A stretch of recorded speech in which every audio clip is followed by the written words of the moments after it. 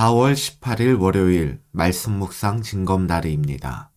두려움의 평강을, 의심의 믿음을 이라는 제목으로 요한복음 20장 19절에서 31절 말씀을 묵상하겠습니다. 오늘 본문은 세 단락으로 구분할 수 있습니다. 첫째, 제자들에게 나타나신 예수님입니다. 둘째, 도마에게 믿음을 가르치신 예수님입니다. 셋째, 요한복음의 기록 목적입니다. 단락별로 본문을 살펴보겠습니다. 첫 번째 단락의 제목은 제자들에게 나타나신 예수님입니다. 19절을 보겠습니다. 이날 곧 안식 후 첫날 저녁 때에 제자들이 유대인들을 두려워하여 모인 곳에 문들을 닫았더니 예수께서 오사 가운데 서서 이르시되 너희에게 평강이 있을지어다. 베드로와 요한이 예수님의 빈 무덤을 보았고 막달라 마리아가 부활하신 주님을 만났다는 소식과 하늘로 올라가실 것이란 말씀을 들었음에도 불구하고 제자들은 두려움에 사로잡혀 문을 잠그고 숨어 있었습니다. 이때 제자들 가운데 예수님이 나타나셔서 너희에게 평강이 있을지어다 라고 말씀하셨습니다. 20절을 보겠습니다. 이 말씀을 하시고 손과 옆구리를 보이시니 제자들이 주를 보고 기뻐하더라. 제자들은 너희에게 평강이 있을지어다 라는 주님의 음성을 듣고도 주님을 알아보지 못했습니다. 누가복음 24장 36절과 37절에 의하면 제자들은 평강을 기원한 예수님을 영으로 생각했습니다. 이때의 영은 귀신을 의미합니다. 가뜩이나 겁에 질려 있던 제자들은 예수님을 귀신으로 생각해 더 놀라고 무서워했습니다. 그래서 예수님은 평강이 있을지어다 라고 말씀하신 후에 손과 옆구리를 보여주셨습니다. 제자들은 주님의 손과 옆구리를 보고 나서야 자신들이 본 것이 귀신이 아니라 부활하신 예수님임을 깨달았고 그제서야 기뻐할 수 있었습니다. 제자들의 두려움을 기쁨으로 바꾼 것은 더 안전한 피난처가 아니라 부활하신 예수님을 인식하는 것이었습니다. 21절에서 23절입니다. 다시 한번 평강이 있을지어다 라고 말씀하신 예수님은 제자들에게 세 가지를 말씀하십니다. 첫째, 하나님이 예수님을 세상에 보내신 것처럼 예수님도 제자들을 보내신다고 말씀하셨습니다. 예수님은 당신을 보내신 하나님의 뜻에 철저히 순종하셨고 하나님 말씀을 따라 진리의 삶을 사셨습니다. 이러한 예수님께서 제자들을 세상에 보내십니다. 이제 제자들이 세상에서 보여야 할 모습 역시 예수님처럼 순종과 진리의 삶입니다. 그리고 예수님이 이 땅에서 행하신 사역을 이어받아 하나님 나라를 선포하고 구원자 예수님을 전하는 것이 제자들의 사명입니다.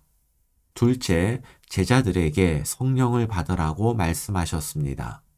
예수님께 보냄을 받는 것과 사명을 감당하는 것은 별개의 문제입니다. 누가 사명자의 삶을 살 수 있을까요? 성령을 받은 사람, 곧 성령의 인도하심을 따르는 성령의 사람입니다. 그래서 예수님께서도 제자들을 보낸다는 말씀 다음에 성령을 받으라고 말씀하신 것입니다. 셋째, 제자들이 누구의 죄든지 사하면 사하여질 것이요 누구의 죄든지 그대로 두면 그대로 있으리라 라고 말씀하셨습니다. 이 말씀은 제자들에게 죄 사함의 권세를 주신다는 말씀이 아닙니다. 제자들이 전한 복음을 수용하고 예수님을 믿었다면 그가 누구라도 제자들은 죄 사함을 선언할 수 있습니다. 반대로 복음을 거절하고 예수님을 믿지 않는 사람이라면 그가 누구라도 죄인이라고 선언할 수 있다는 뜻입니다. 이것은 교회에도 그대로 적용됩니다. 그렇기 때문에 우리는 먼저 성령의 인도하심을 따라 바른 복음을 전하고 있는지를 늘 점검해야 합니다. 두 번째 단락의 제목은 도마에게 믿음을 가르치신 예수님입니다. 24절과 25절입니다. 부활하신 예수님이 제자들에게 나타나셨을 때 도마는 없었습니다. 그는 주를 보았다는 제자들의 증언을 듣고는 자신이 직접 확인할 때까지는 믿을 수 없다고 말했습니다. 26절과 27절입니다. 그로부터 8일 후 예수님이 도마를 포함한 제자들이 있는 곳에 다시 나타나셨습니다.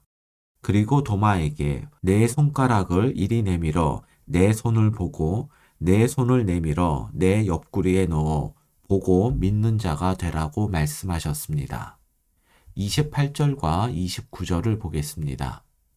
도마가 대답하여 이르되 나의 주님이시요 나의 하나님이시니이다. 예수께서 이르시되 너는 나를 본고로 믿느냐 보지 못하고 믿는 자들은 복되도다 하시니라. 29절에 대한 설명은 매일 성경의 해설로 대신하겠습니다. 의심 자체는 죄도 아니고 불신도 아닙니다. 하지만 자신의 경험과 지식도 의심해 보아야 합니다. 도마처럼 보고 만져봐야 믿겠다고 하는 사람의 눈과 감각은 과연 믿을 만한 것일까요? 보이는 것만 믿으려는 사람들은 믿어야 보이는 세상을, 그곳에 있는 복을 알지 못합니다. 세 번째 단락의 제목은 요한복음 기록 목적입니다. 30절과 31절을 보겠습니다. 예수께서 제자들 앞에서 이 책에 기록되지 아니한 다른 표적도 많이 행하셨으나 오직 이것을 기록함은 너희로 예수께서 하나님의 아들 그리스도이심을 믿게 하려 함이요 또 너희로 믿고 그 이름을 힘입어 생명을 얻게 하려 함이니라. 이 부분도 매일 성경의 해설로 설명을 대신하겠습니다. 이 해설에는 부족함이 없는 말씀의 소중함이 잘 나타나 있습니다.